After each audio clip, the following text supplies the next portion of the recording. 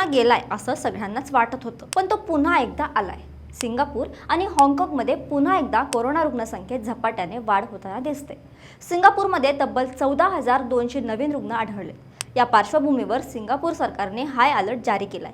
रुग्णालयात दाखल होणाऱ्या रुग्णांची संख्या तब्बल 30% वाढली आहे। हाँगकाँगमध्ये फक्त एका आठवड्यात 31 गंभीर रुग्णांची नोंद झाली आहे। या वाढत्या संख्येचा परिणाम आता भारतावरही दिसू लागलाय। 12 मे पासून देशात 164 नवीन रुग्ण आढळले आहेत। महाराष्ट्रात एकूण 257 ॲक्टिव्ह केसेस असून फक्त मुंबईतच 53 रुग्ण आढळले आहेत। दुर्दैवाने यात 2 रुग्णांचा मृत्यू झालाय।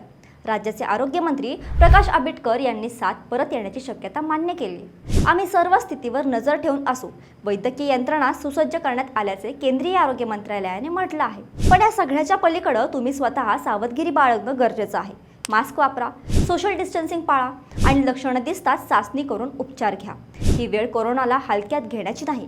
सावध राहा, सुरक्षित राहा आणि ही माहिती आताच तुमच्या ओळखीच्या लोकांना शेअर करा।